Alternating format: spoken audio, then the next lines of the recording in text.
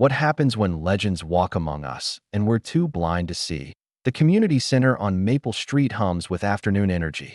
Kids streaming through double doors, backpacks bouncing, voices echoing off worn linoleum. Past the basketball courts, beyond the chess tables, sits a small studio with mirrored walls. Steven Seagal adjusts his black belt one final time, 43 years old. Silver threading through dark hair. Eyes that have seen too much, hands that remember everything. He moves through his warm-up routine with the fluid precision of water finding its path.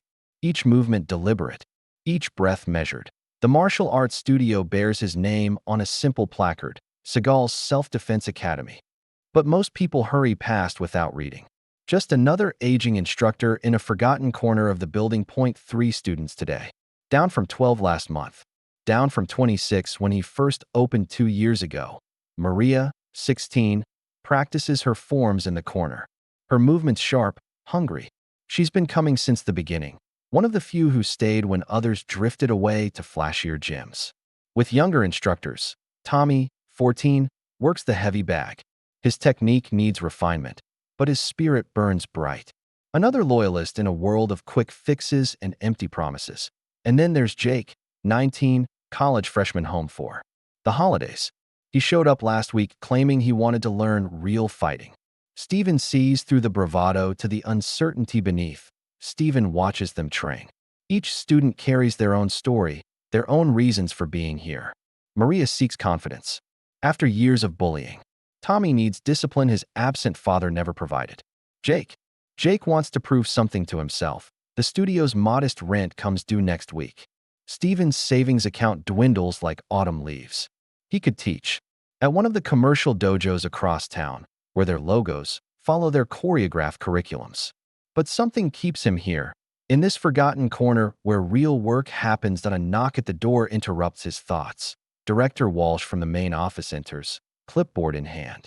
50-something, bureaucrat smile, the kind of man who measures success in numbers rather than transformation. Mr. Seagal, he says without preamble. We need to discuss your lease renewal. Steven nods, continues watching his students. Maria flows through her sequence, each technique flowing into the next like notes in a melody. Numbers are down, Walsh continues. The board is questioning whether this space might be better utilized for programs with higher enrollment.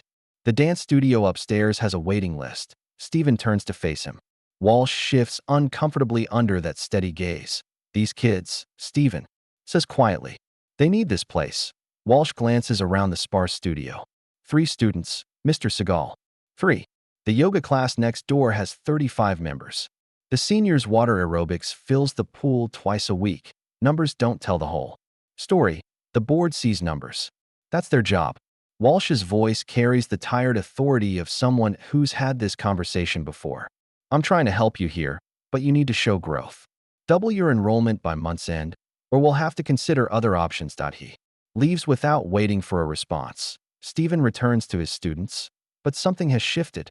The walls seem closer now, the mirrors reflecting not just their movements, but the weight of uncertain futures. After class, as the students file out, Maria lingers. Sensei, is everything okay? Steven ties his belt, each rap precise and purposeful. Sometimes the most important fights happen off the mat. She nods, understanding more than her years should allow. Outside, winter wind rattles the windows. Steven locks the studio, checks the lock twice. Walking through the main lobby, he passes the bulletin board crowded with announcements. Dance recitals, basketball tournaments, community theater auditions. His small announcement for self-defense classes sits tucked in the corner, edges curling. The parking lot stretches empty under fluorescent lights. Steven's pickup truck sits alone, breath forming small clouds in the cold air. He climbs in, starts the engine, but doesn't drive away immediately. Instead, he sits, watching the community center, thinking about the 3 students who trust him with their growth, thinking about the board meeting where numbers will decide their fate. Tomorrow brings new challenges. Tonight brings quiet preparation. Steven Seagal adjusts his rearview mirror and pulls into traffic, carrying the weight of unfinished stories and the promise of battles yet to come. The legend continues to walk among us. We just haven't learned to see him yet. What happens when legends walk among us and we're too blind to see? The community center on Maple Street hums with afternoon energy. Kids streaming through double doors, backpacks bouncing, voices echoing off worn linoleum.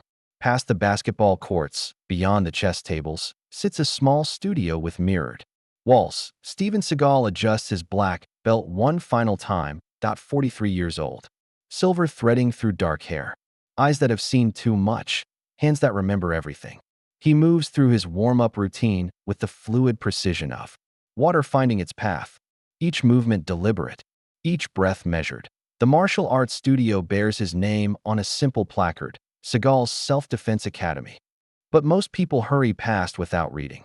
Just another aging instructor in a forgotten corner of the building. 3 students today. Down from 12 last month. Down from 26 when he first opened 2 years ago. Maria, 16, practices her forms in the corner. Her movements sharp, hungry. She's been coming since the beginning. One of the few who stayed when others drifted away to flashier gyms with younger instructors. Her school uniform hangs on a hook by the door, traded for loose training clothes that allow her to move freely. She works the lunch shift at her family's restaurant, saves every dollar for these lessons. Tommy, 14, works the heavy bag.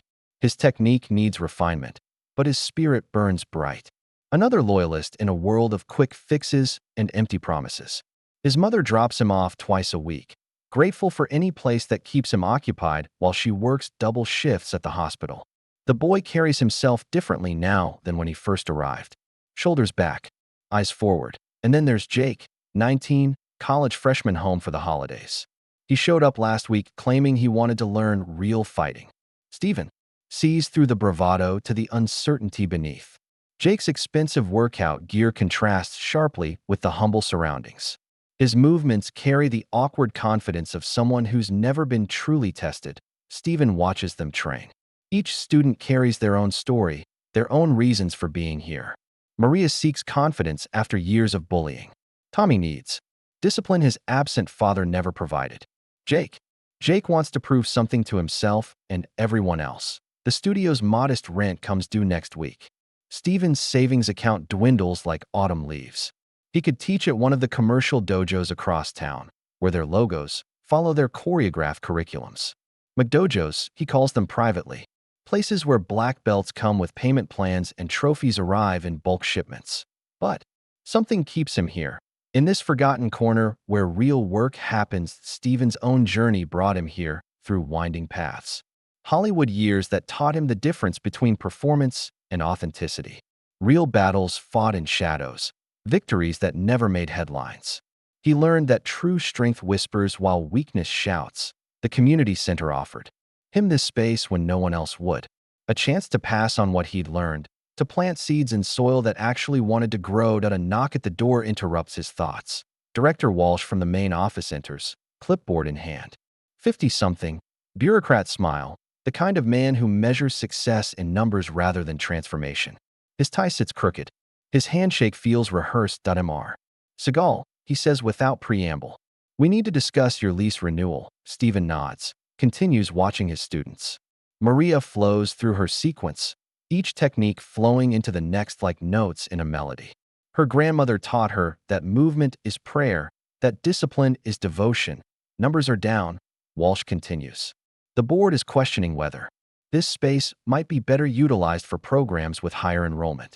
The dance studio upstairs has a waiting list. The seniors' book club meets in the hallway because they can't find room. Steven turns to face him. Walsh shifts uncomfortably under that steady gaze. Some men command attention through volume, others through presence. Steven belongs to the second category. These kids, Steven says quietly. They need this place. Walsh glances around the sparse studio. 3 students, Mr. Seagal. 3.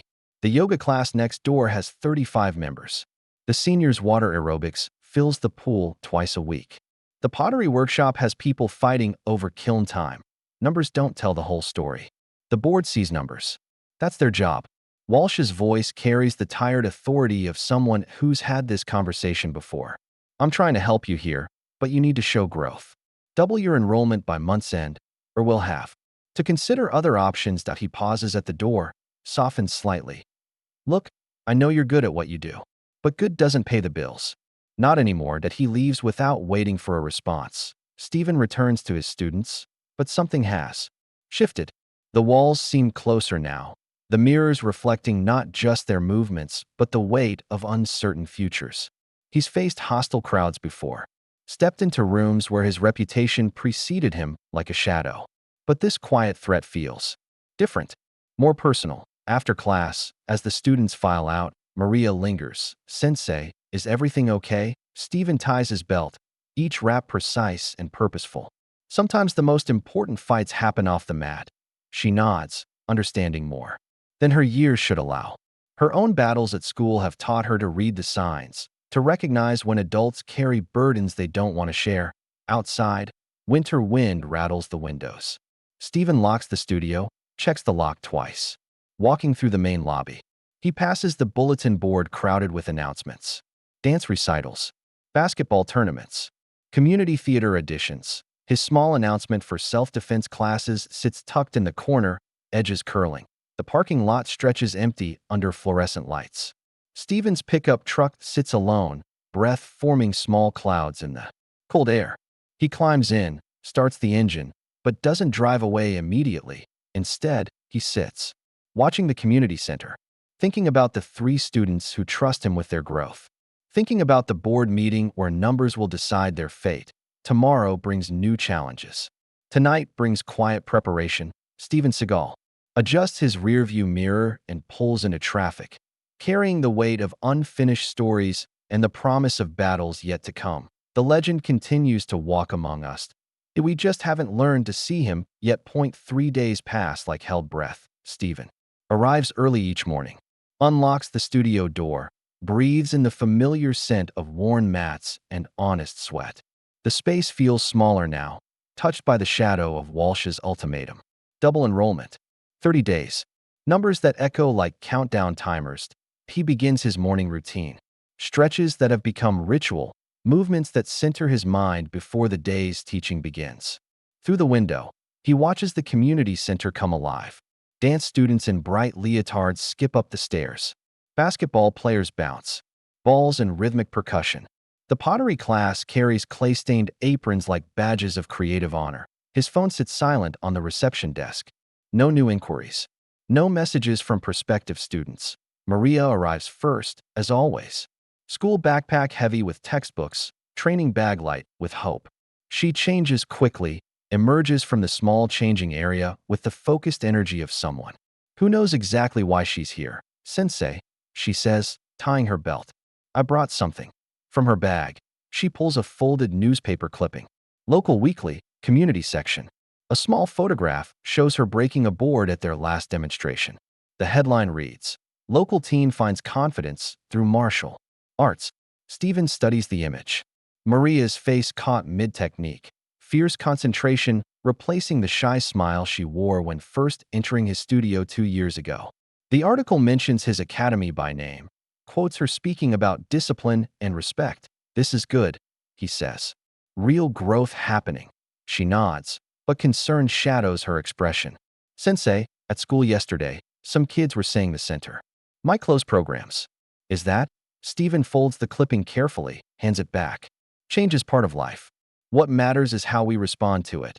Tommy bursts through the door, energy barely contained. His mother waves from the parking lot, cell phone pressed to her ear. Another crisis at the hospital, another emergency that pulls her in different directions. The boy's enthusiasm fills the small space. He's been practicing at home, shadow boxing in his bedroom mirror, drilling the combinations Stephen taught him. His movements show improvement, muscle memory building like layers of sediment. Jake arrives 10 minutes late, expensive athletic wear spotless, hair perfectly styled. He carries himself with the casual arrogance of someone who's never doubted his place in the world. College athlete, scholarship recipient, golden boy returning to his small hometown with stories of bigger stages. But Stephen sees through the polish to the uncertainty beneath. Jake's techniques remain sloppy, his focus scattered. He wants results. Without process, strength without struggle, they begin with warm-ups. Basic movements that reveal character more than skill. Maria flows through each exercise with quiet determination. Tommy attacks each drill with boundless energy. Jake performs the motions while checking his reflection in the mirrors. Stephen moves between them, offering corrections, encouragement, the patient guidance that transforms bodies and minds. This is why he teaches, not for packed classes or profitable programs, but for these moments when knowledge transfers from one generation to the next. Halfway through class, Walsh appears. At the door again. This time he's not alone. A woman in her 40s stands beside him, clipboard in hand, wearing the calculating expression of someone who sees square footage rather than sacred space. This is Patricia Chun, Walsh says. She represents the dance academy that's interested in expanding. Ms. Chun steps into the studio, heels clicking against the worn wooden floor. Her gaze sweeps the space with professional assessment. She counts the mirrors, estimates the dimensions, imagines ballet bars where heavy bags now hang. Very nice natural light. She murmurs, taking notes. The mirrors are excellent quality. We could accommodate 12 to 15 dancers comfortably. Stephen continues teaching, but his students sense the shift. Maria's movements become more precise, as if demonstrating her worthiness to remain. Tommy punches the bag with extra force. Each strike a small declaration of territory. Jake, for once, focuses entirely on his technique. The visitors watch for several minutes.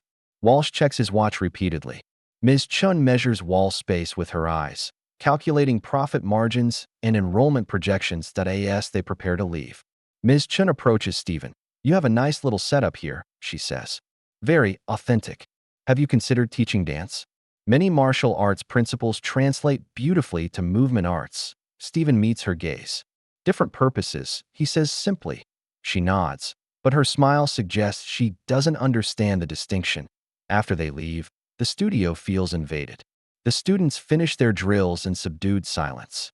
Even Tommy's boundless energy seems dimmed by the weight of adult politics and business decisions. Following class, Stephen walks through the main lobby. The bulletin board has been updated. New announcements cover his small martial arts notice. Dance recital tickets now on sale. Basketball league registration open. Pottery classes expanding to weekends. His program, once again, relegated to the margins. The front desk, Mrs. Rodriguez, the center's longtime receptionist, looks up from her computer. She's watched Stephen's classes grow and shrink, seen him arrive early and leave late, witnessed his quiet dedication to students others might overlook. How are things going, Stephen? Her tone carries the gentle concern of someone who's seen too many good programs disappear due to politics rather than merit. One day at a time, he answers. She nods, understanding the weight behind those simple words. In her desk drawer, she keeps a folder of thank you notes from students whose lives were changed by various programs. Several are from Stephen's academy. Maria's mother wrote about her daughter's transformation. Tommy's teacher noted his improved focus and discipline. But gratitude doesn't pay rent. Stephen heads to his truck, keys heavy in his hand. The parking lot empties as afternoon fades to evening. Through the center's windows, he can see the dance studio upstairs, bright with activity. 30 students moving in synchronized beauty, parents watching from folding chairs, the visible success that administrators crave. That he starts the engine, but doesn't immediately drive away. Instead, he sits in the gathering dusk, watching the building that houses his small corner of purpose. Tomorrow brings another day of teaching, another opportunity to plant seeds in fertile ground. The legend continues his quiet work. Sometimes the most important battles are fought in empty parking lots. In the space between hope and surrender, Stephen Seagal drives into the night, carrying the weight of whispers and the promise of tomorrow's students. Word spreads through small towns like ripples in still water. By the end of the week, everyone knows about the community center's restructuring initiative. The coffee shop buzzes with speculation. The hardware store checkout line becomes a forum for debate. Parents dropping kids off at various programs exchange worried glances and hushed conversations. Stephen arrives Monday morning to find a different energy in the building. The dance studio upstairs thrums with expanded activity. Ms. Chun has already begun informal assessments, measuring spaces with professional enthusiasm. Her assistant posts colorful flyers throughout the main lobby, Prima Ballerina Academy, where dreams take flight. The contrast feels deliberate. Bright promises versus quiet dedication. Marketing versus authenticity. His 3 students arrive as usual, but the atmosphere carries new weight. Maria seems smaller somehow, as if the building's shifting dynamics have diminished her presence. Tommy bounces with nervous energy rather than his usual enthusiasm. Jake appears distracted, constantly checking his phone. They warm up in uncomfortable silence. The mirrors reflect not just their movements, but the uncertainty hanging in the air like morning fog. Stephen begins their lesson with basic forms, but his attention divides between instruction and observation. Through the studio's small window, he watches the steady parade of dance students climbing the stairs. Young girls in pastel leotards, older teens in serious black attire, parents carrying garment bags and water bottles. 43 students registered for expanded classes. Walsh mentioned the number twice during his morning visit, voice carrying the satisfaction of someone whose spreadsheets finally balance. Halfway through their session, the interruption arrives. The door opens without warning. 4 teenagers enter, led by a stocky boy with carefully styled hair and the confident swagger of someone accustomed to getting his way. Chad Morrison, star wrestler from the local high school, followed by his usual entourage of admirers. Stephen recognizes the type immediately. Every community has them. Young men who mistake aggression for strength, who confuse domination with leadership. Heard you teach fighting here, Chad announces, voice carrying across the small space. My dad says you used to be somebody famous, Stephen continues working with Maria, guiding her through a complex sequence that requires total focus. She responds to his instruction, but her movements carry new tension. These boys attend her school. They know her story, her struggles, her reasons for seeking refuge in this quiet corner. Yeah, Tommy whispers to Jake. Sensei was in movies and everything. Real action star. Chad laughs, the sound sharp and dismissive. Movies, huh? Fake fighting. 4 pretend tough guys. His friends echo his amusement, filling the studio with mocking energy that transforms the sacred space into a stage for casual cruelty. Stephen finally turns to face them. His movement is deliberate, controlled, carrying the authority of someone who's faced real challenges rather than manufactured ones. Class is in session, he says simply. You're welcome to watch quietly or return another time. Chad steps closer, invading personal space with the calculated aggression of a bully testing boundaries. I heard you're getting kicked out anyway. Making room for real activities that matter. The words hang in the air like smoke. Maria's form falters. Tommy's fists clench. Jake shifts uncomfortably, caught between his desire to defend his teacher and his instinct to avoid confrontation. Maybe we should go, one of Chad's friends suggests, sensing the shift in atmospheric pressure. But Chad feeds on attention, thrives on the audience his disruption has created. He picks up one of Stephen's training weapons, a wooden practice sword, handling it with deliberate disrespect. So this is what real fighting looks like. Waving sticks around like some kind of medieval fantasy, Stephen's voice remains calm, but something deeper stirs beneath the surface. Please put that down. Chad swings the wooden sword in wild arcs, his movements clumsy but dangerous in the confined space. His friends laugh nervously, no longer sure if they're witnessing entertainment or escalation.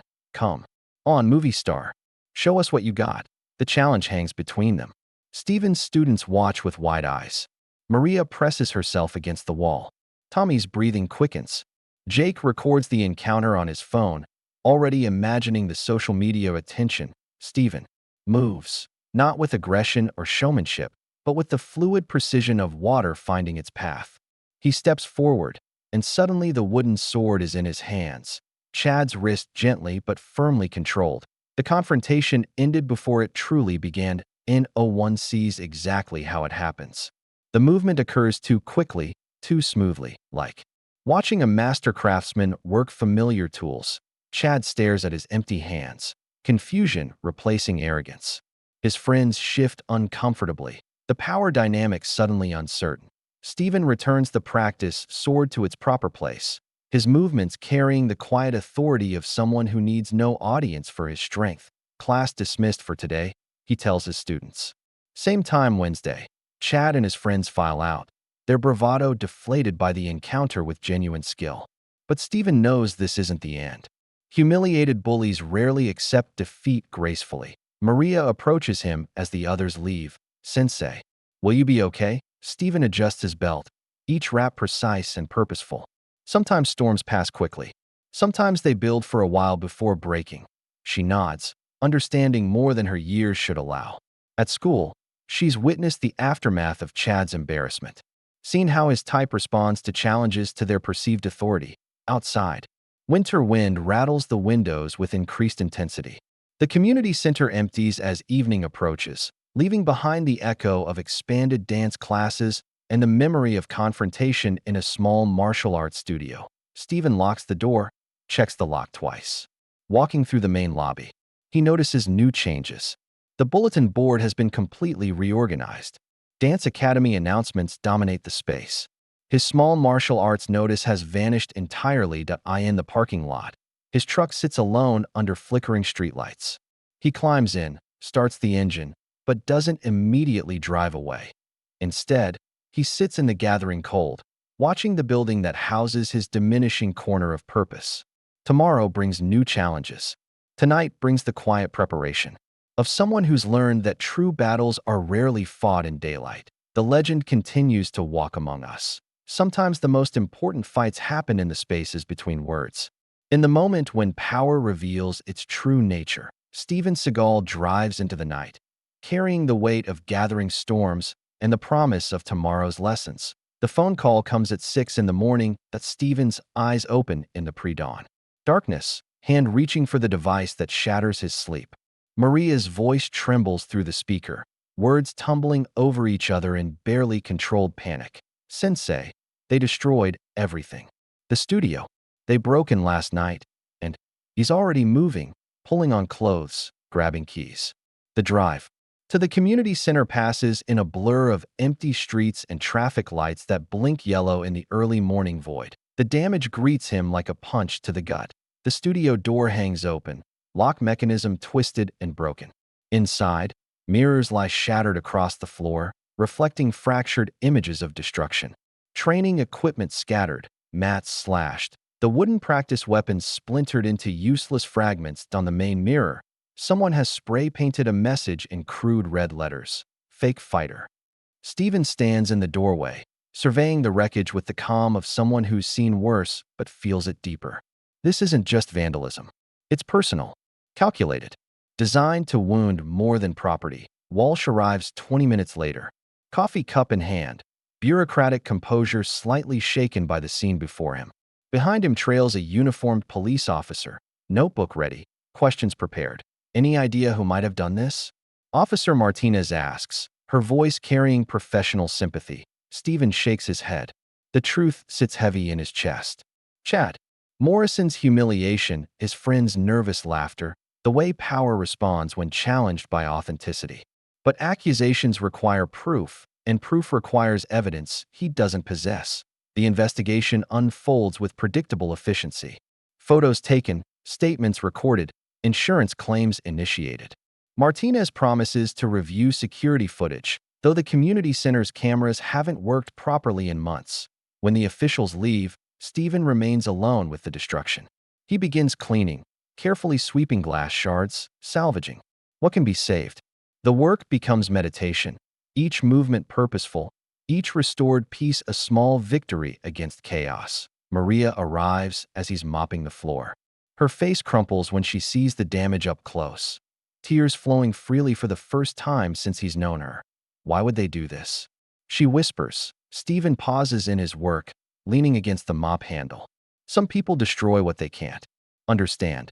Tommy comes next, his mother dropping him off before her hospital shift. The boy's usual energy transforms into fury when he sees the broken mirrors, the slashed mats, the message of mockery painted across their sacred space that I'll kill them, he says, fists clenched. I'll find whoever did this and make them pay. Stevens' voice carries quiet authority. Violence born from anger only creates more violence. We rebuild. We continue.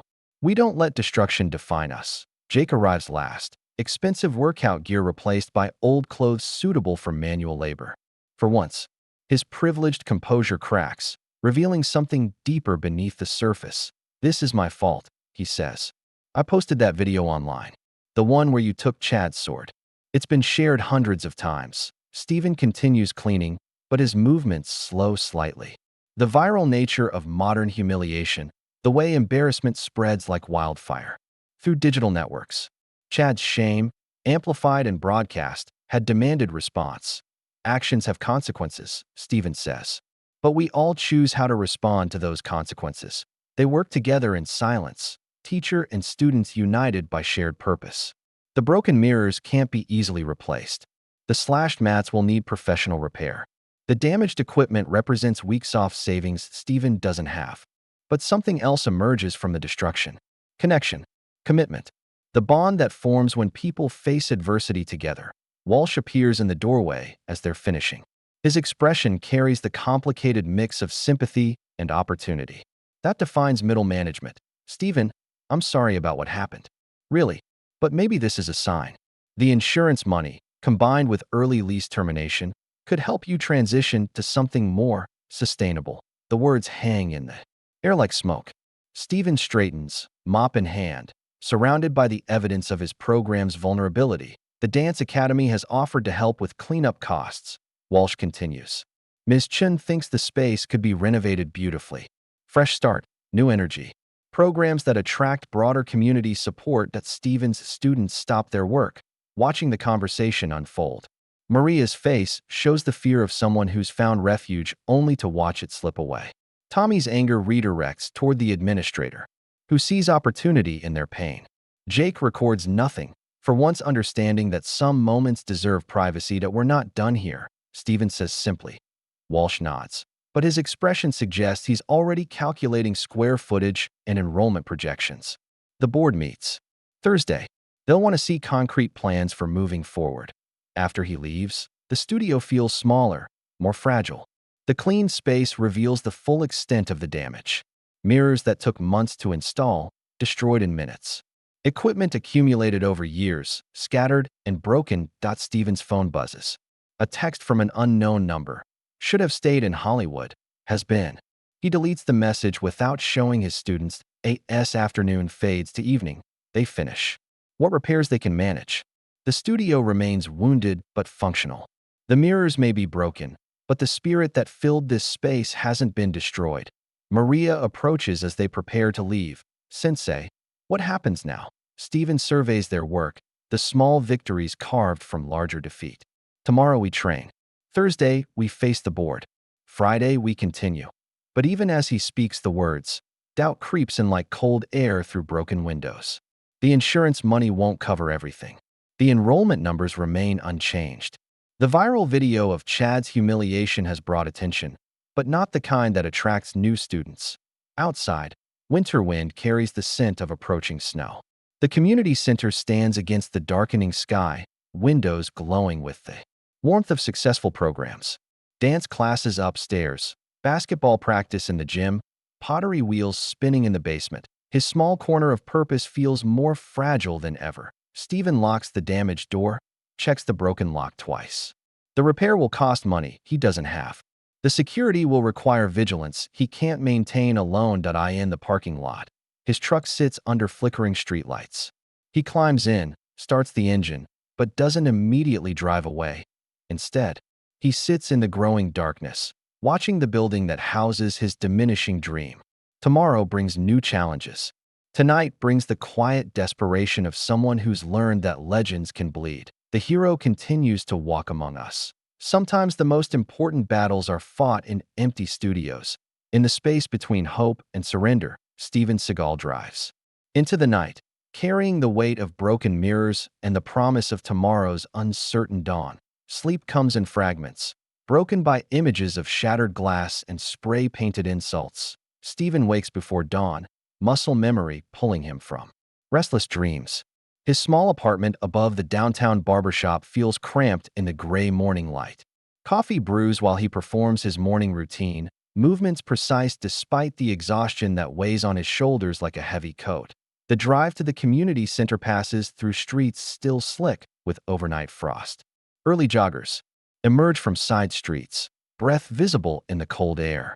The town awakens slowly, unaware of the quiet drama playing out in its modest community center. Stephen arrives to find an unexpected visitor waiting by the studio door, Frank Martinez, the Center's night custodian sits on a folding chair beside his cleaning cart. 73 years old, 22 years keeping the building spotless, the kind of invisible worker who sees everything and says little. Been waiting for you, Frank says, rising stiffly from his chair. Stephen unlocks the damaged door, gestures for Frank to enter. The old man moves slowly through the studio, eyes taking in the cleanup efforts, the temporary repairs, the lingering evidence of vandalism. Saw the whole thing on the cameras, Frank says quietly. Stephen pauses in his morning setup. The security system's been broken for months. Frank pulls out his phone, an older model with a cracked screen. Not the official cameras. Been using my own setup since they stopped maintaining the real ones. Too much theft, too many problems they don't want to deal with. He shows Stephen a grainy video. Timestamp showing 2:47 a.m. For figures moving through the darkened hallway, faces partially visible in the dim emergency lighting.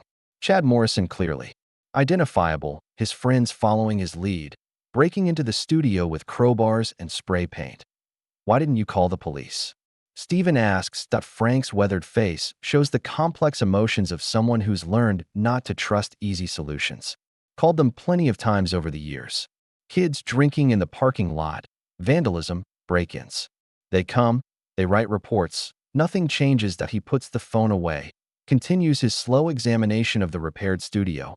But I've been watching you work with those kids. Seen what you do for them. That Maria girl, she used to get picked on every day after school. Used to hide in the bathroom until the buses left. Now she walks different.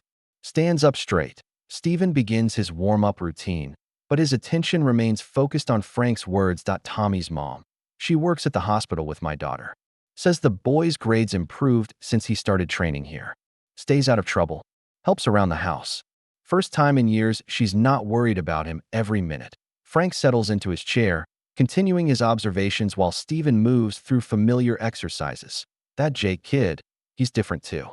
Used to be all attitude, thinking he was better than everyone else. Still got some growing to do, but he's learning respect. Learning there's more to strength than showing off. The morning passes quietly.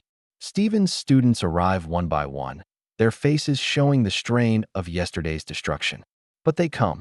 They change into training clothes. They bow before entering the practice space. They begin their work with the dedication of people who understand value beyond convenience. Frank watches from his chair, occasionally nodding approval at their techniques or commenting on their improvement. His presence adds weight to the space, the validation of someone who's witnessed their journey from the beginning. During a water break, Frank approaches Stephen. You know about the board meeting. Thursday? Stephen nods, toweling sweat from his face. Walsh thinks he's got it all figured out. Numbers on spreadsheets, profit margins, maximizing revenue per square foot. But he don't know about the box. Box? Frank's eyes hold secrets earned through decades of night shift observations. Building's got history. Not just the recent stuff, but old history. Been here since the 1960s. Back when it was the Municipal Recreation Center. He glances around the studio, as if seeing through current walls to earlier configurations. This room used to be something else. Back in the 70s, there was a man taught. Here, different name then, but same spirit. Taught kids discipline, respect, how to defend themselves. Community loved him. Stephen's warm-up slows as Frank's story unfolds. Man named Robert Chun. Came here after the war, opened a small school. Taught traditional martial arts, old school way. No trophies, no competitions, just real teaching for kids who needed it. Frank pauses, studying Stephen's reaction to the familiar surname. Patricia Chun, the dance instructor. That's his granddaughter. She don't know about the box, though? Don't know what her grandfather left behind. Box? Frank stands, moves to the storage closet Stephen uses for equipment. In the back corner, behind old mats and forgotten supplies, he reveals a small wooden chest, carved with intricate designs that speak of different times and distant places. Found this when they renovated the storage areas last year. Nobody knew what it was, so they just left it. But I've been keeping an eye on it. Stephen approaches the chest with reverence, understanding that some discoveries carry weight beyond their physical presence. The wood shows age and care, the craftsmanship of someone who understood that objects can hold memory. Frank produces a small key from his pocket. Stephen closes the chest, his preparations complete. Robert Chin's program started with 2 students. By the end of his first year, he had 6. By year 3, he was turning students away for lack of space. That he pauses, letting the words settle. Growth takes time. Character building can't be rushed. Some of the most important work happens quietly, in small numbers, away from public attention. Walsh shifts nervously in his seat, sensing his careful presentation losing momentum. The board has fiscal responsibilities, he interjects. We can't justify maintaining programs based on hope and historical sentiment. But Patricia Chun is no longer his ally. She closes her grandfather's journal, looks directly at the board members. I withdraw my expansion proposal. The room erupts in surprised murmurs. Walsh's face shows shock, then anger. Patricia, you can't be serious. We have contracts pending, equipment orders placed. She stands with new resolve, her grandfather's journal clutched against her chest. This studio belongs to martial arts. It always has. I won't be the one to destroy my grandfather's legacy for profit. The legend continues to walk among us. Sometimes the most important battles are won not through force, but through the revelation of truth that has waited decades to be spoken. Steven Seagal gathers Robert Chin's legacy, understanding that some victories are inherited across generations, that some sacred spaces deserve protection beyond the logic of spreadsheets. The board meeting dissolves into chaos. Walsh sputters protests about binding commitments and expansion contracts. Board members whisper urgently among themselves, trying to process Patricia Chin's dramatic reversal. Margaret Williams calls for order, her banker's instincts struggling to maintain control over rapidly shifting dynamics. Patricia Chin stands in the center of the confusion, her grandfather's journal pressed against her heart like a shield. Years of family silence have kept her from understanding her own legacy, from recognizing the sacred ground she almost destroyed for profit. I need to see the studio, she says suddenly, her voice cutting through the administrative chaos. Right now, Stephen nods, gathering Robert Chin's artifacts back into their wooden chest. The board members follow uncertainly, their evening of predetermined outcomes transformed into something unexpected and uncontrollable. The walk through the community center's hallways feels like a pilgrimage. Past the basketball courts where teenagers practice layups, beyond the pottery studio where amateur artists shape clay into personal expression, up the stairs where Patricia's dance students normally rehearse their synchronized routines. Stephen unlocks the damaged door to his studio, steps aside to let Patricia enter first. She moves through the space slowly, reading the energy of walls that hold decades of memory. Her fingers trace the repaired mirrors, touch the mended training equipment, absorb the lingering presence of her grandfather's work. This is where he taught. She whispers, more to herself than to the observers crowding behind her. Stephen opens the wooden chest one final time, removes a photograph showing Robert Chun in this exact space. Same mirrors, same wooden floors, same quiet dignity that transforms ordinary rooms into sacred spaces. Patricia takes the photograph with trembling hands, sees her grandfather as she never knew him. Not the distant figure from childhood memories, but a teacher, a mentor, someone who understood that true strength comes from patience and dedication rather than dominance and display. The board members shift uncomfortably, their spreadsheet calculations feeling inadequate in the presence of such personal revelation. Walsh checks his watch repeatedly, as if time itself might restore his disrupted agenda. Margaret Williams approaches Stephen, her voice carrying new respect. How many students did you say you currently have? 3, Stephen answers simply. But Robert Chin's journal shows he started with 2. She nods, understanding beginning to dawn. Sometimes the most important work happens in small numbers. Sometimes transformation can't be measured in standard metrics. Patricia suddenly turns from her contemplation of the photograph. That I want to add something to tonight's discussion, she says, addressing the board with newfound authority. My dance academy will sponsor Mr. Seagal's martial arts program. That Walsh's face shows pure shock. Patricia, that's not. We haven't discussed. She cuts him off with a gesture learned from years of commanding dance studios. Full sponsorship, equipment replacement, facility maintenance, student scholarships for those who can't afford lessons. The Dance Academy succeeds because parents trust us with their children's development. This program deserves the same support. Stephen watches, Her transformation, seeing how discovering family legacy can change someone's understanding of their own purpose. The competitive businesswoman has become a guardian of tradition, a protector of sacred space. Board member James Thompson speaks. Up from the back of the group, my son trained with Robert Chin in the 80s. Changed his whole life trajectory. Taught him discipline, respect, how to channel energy constructively. He's a teacher now, passes those same values to his own students. Margaret Williams looks around the small studio, seeing it with new eyes. Not just square footage and rental income, but a place where children learn to become better versions of themselves. Mr. Seagal, she says formally, the board will need to vote on this matter. But given tonight's revelations, I believe we should table any discussions of program termination pending further review. Walsh makes one final attempt to salvage his expansion plans. The contracts with the Dance Academy expansion, Patricia Chen's voice carries absolute finality, are canceled. My lawyer will handle any necessary paperwork. The board members file out slowly, their predetermined meeting transformed into something none of them expected. Walsh follows reluctantly, his administrative authority diminished by the evening's emotional revelations. Stephen and Patricia remain alone in the studio, surrounded by the weight of discovery and the promise of unexpected alliance that I never knew. She says quietly, still holding her grandfather's photograph. My parents never talked about his teaching. After he died, they just moved on. Stephen places Robert Chin's certificate back in its protective wrapping.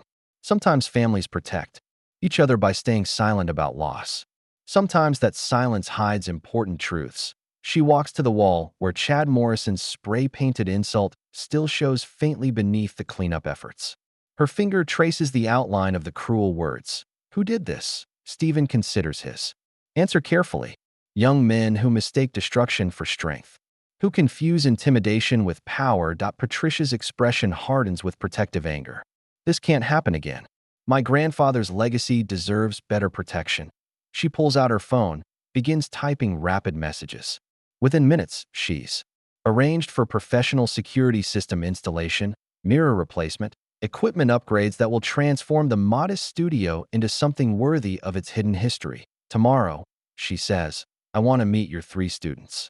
I want to understand what my grandfather's work has become in your hands. Stephen bows slightly, recognizing the formal acceptance of partnership, the blessing of family lineage passed across generations.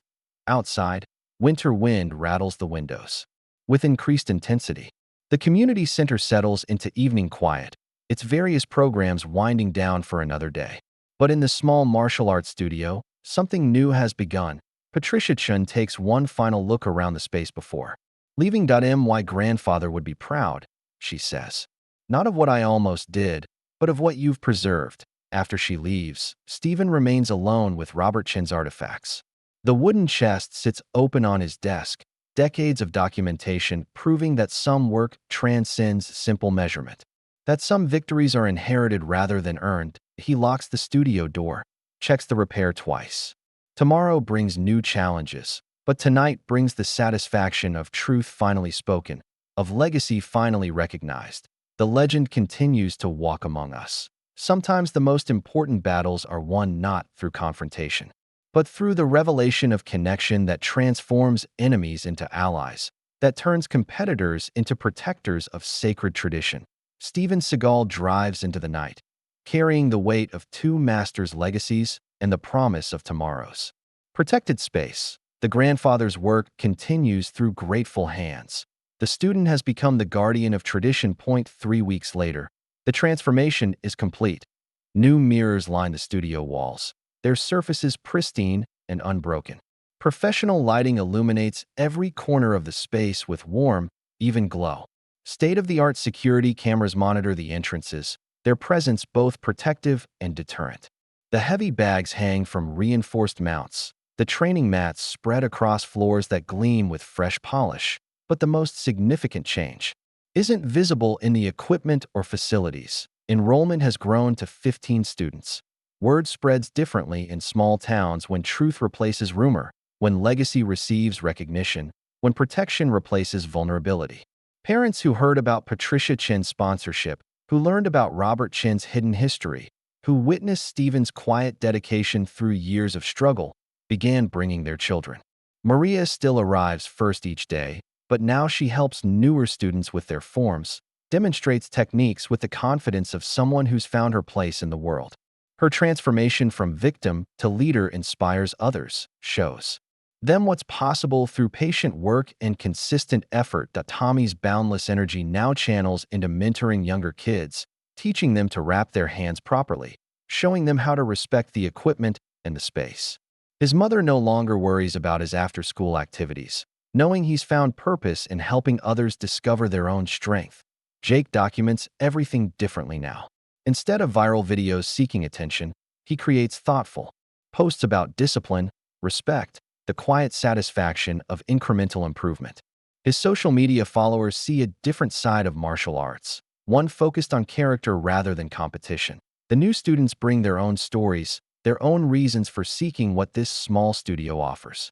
Sarah, 13, whose parents divorced last year and who needs stability in a world that shifted beneath her feet. Marcus, 16, who transferred schools and struggles to find his place in an unfamiliar social landscape. The Wilson twins, 10 years old, whose grandmother wants them to learn respect for themselves and others. Stephen moves among them during the evening class, offering corrections, encouragement, the patient guidance that transforms bodies and minds. The studio hums with focused energy, the sound of people working toward becoming better versions of themselves. Patricia Chun watches from the doorway, her grandfather's journal open in her hands. She comes most evenings now, reading entries about students from decades past, understanding how her grandfather's work continues through Stephen's teaching. After class, as students gather their equipment and prepare to leave, Patricia approaches. Stephen. I received the final security system report today, she says. Comprehensive coverage, professional monitoring, the works. No one will vandalize this space again. Stephen nods his appreciation, but his focus remains on his students as they bow respectfully before departing. The ritual of respect, unchanged from Robert Chin's time, connecting past and present through simple ceremony. If there's something else, Patricia continues. The City Council wants to officially recognize this studio. Historical designation, a plaque, acknowledging my grandfather's contributions and your continuation of his work. The honor carries weight beyond simple recognition.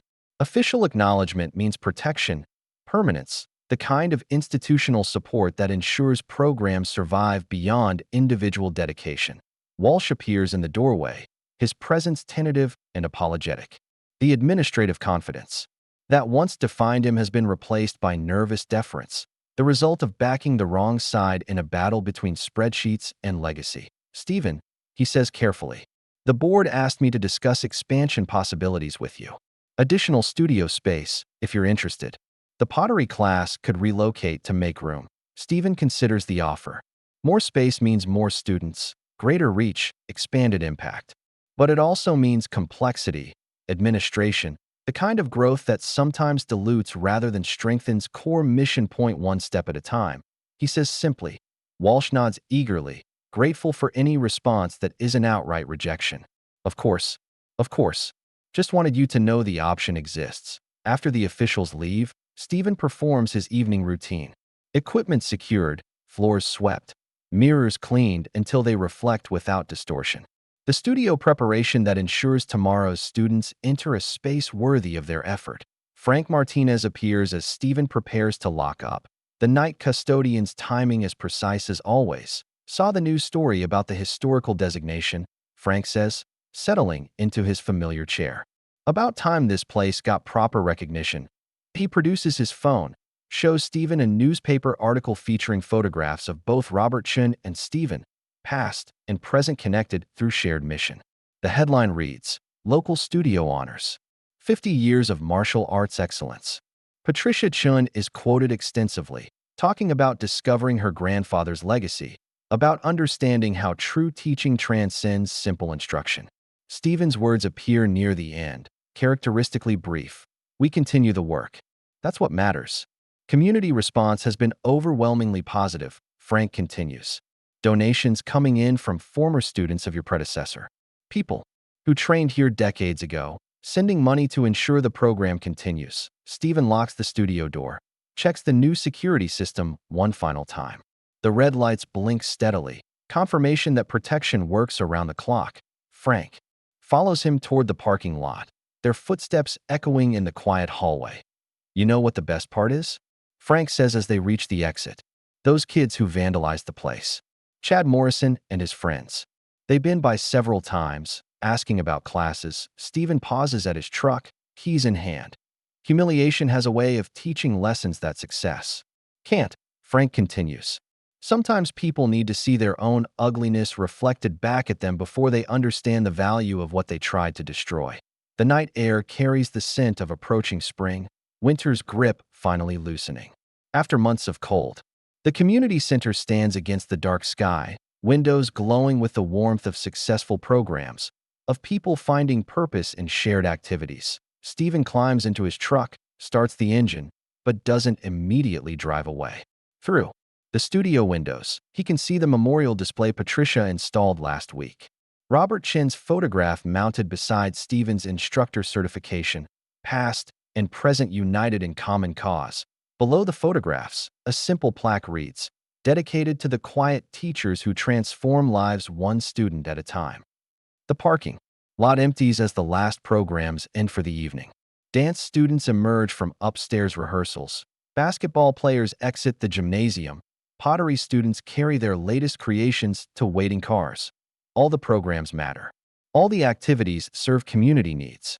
But some work happens quietly, away from public attention, in small numbers that don't impress spreadsheet calculations. Stephen drives through empty streets toward his apartment, carrying the satisfaction of work that outlasts applause, of legacy that passes from generation to generation through patient dedication. The legend continues to walk among us. Sometimes the most important victories are measured not in crowds or trophies, but in the quiet transformation of individual lives, in the protection of sacred spaces where real teaching happens. Tomorrow brings new students, new challenges, new opportunities to continue Robert Chin's work through different hands but unchanged heart. The restoration is complete. The tradition continues. 6 months pass, like seasons changing. The morning sun streams through pristine studio windows, illuminating dust motes that dance in the air like tiny spirits celebrating. Stephen arrives early, as always, but now the building hums with different energy. Recognition rather than neglect. Support instead of suspicion. His keychain holds 3 new additions. One for the expanded storage room. One for the equipment closet, Patricia funded. One for the memorial display case that houses Robert Chin's artifacts alongside new additions from grateful families. 28 students now train regularly. The waiting list grows each week. Maria leads the intermediate class, her movements flowing with the grace of someone who's found her calling. She's been accepted to the state university on an academic scholarship, her confidence built through years of patient training now serving her in every aspect of life. But she returns each evening to help newer students discover their own strength. Tommy assists with the children's program, his boundless energy channeled into teaching respect and discipline to kids who remind him of his younger self. His mother watches sometimes from the viewing area, tears of pride replacing the worry lines that once defined her expression. Jake creates documentaries now instead of viral videos. His latest project follows former bullies who've joined the program, exploring how humiliation can become transformation when guided by proper teaching. His work has caught attention from regional film festivals, but he remains grounded in the community that taught him the difference between attention and achievement. The new students bring fresh stories. Chad Morrison trains 3 times a week. Now, his swagger replaced by humility earned through discovering his own limitations. His friends followed him, drawn by curiosity, staying for the discipline they never knew they needed. Sarah, the girl whose parents divorced, has become Maria's closest training partner. Their bond proves that shared struggle creates deeper friendship than shared privilege. The Wilson twins work as a perfect team, their grandmother beaming from the sidelines as they demonstrate techniques with synchronized precision. Stephen moves among them all, offering corrections, encouragement, the patient guidance that Robert Chin perfected and passed down through example rather than instruction manual. Each student carries their own reasons for being here, but all learn the same fundamental lessons. respect for themselves, respect for others, strength that comes from discipline rather than dominance. Patricia Chin arrives as the evening class ends, her grandfather's journal tucked under her arm as always. She's been reading through decades of entries, learning about students who became teachers, police officers, parents who understood the value of character over convenience. Tonight, she carries something new. A letter from the city council, official, seal embossed in gold, announcing the studio's designation as a community heritage site. Protection in perpetuity. Recognition of 50 years of service. Guarantee that this space will continue serving future generations. Stephen reads the letter carefully, understanding that some victories take decades to achieve. Robert Chin planted seeds that grew in darkness, tended by faith rather than recognition. Now those seeds bear fruit that will outlast any individual teacher. The memorial display case has grown since its installation. Photographs from both eras, certificates of achievement, thank you letters from grateful families. A shadow box holds Robert Chin's original training equipment alongside items from Stephen's teaching. Past and present united in common purpose, but the newest edition carries special significance. A small plaque donated by former students, both old and new, bearing a simple inscription, "Where legends teach legends to become legends." Frank Martinez appears as the last students depart, his timing as precise as clockwork. The night custodian has become unofficial historian, documenting the studio's renaissance through photographs and careful observation. Been watching the parking lot fill up every evening, he says, settling into his familiar chair. Good problem to have. Stephen secures the equipment, performs his evening routine with movements that have become meditation. The studio preparation ensures tomorrow's students enter a space worthy of their effort, their trust, their transformation. Outside, spring air carries the scent of new growth. The community center stands proud against the darkening sky, every window glowing with purpose. Dance classes upstairs, basketball practice in the gymnasium, pottery wheels spinning in the basement. All the programs thriving, all the activities serving community needs.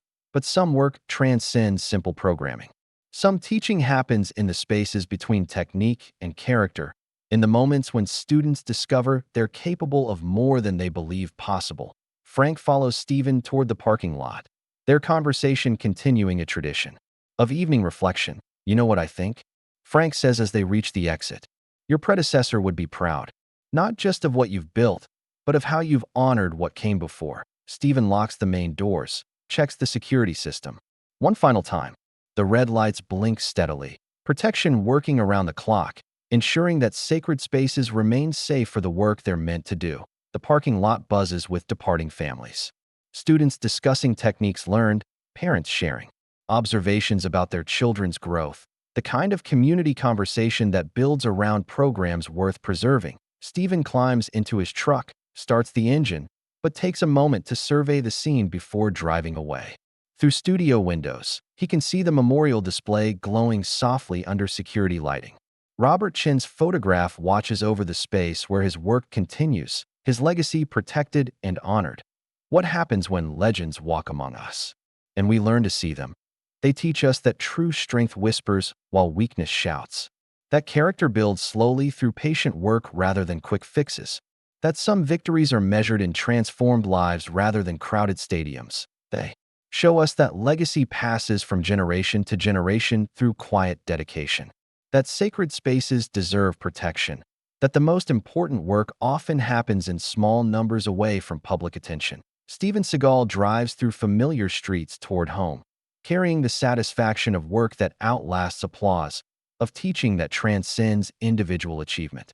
Tomorrow brings new students, new challenges, new opportunities to continue tradition through different hands but unchanged heart. The legend walks among us still, not seeking recognition or glory, but ensuring that future generations inherit the tools they need to become legends themselves. The circle completes itself. The tradition continues. The quiet work of transformation goes on. If this story moved you, like, share, and subscribe. Sometimes the most important victories happen in forgotten corners, where patient teachers help ordinary people discover their extraordinary potential.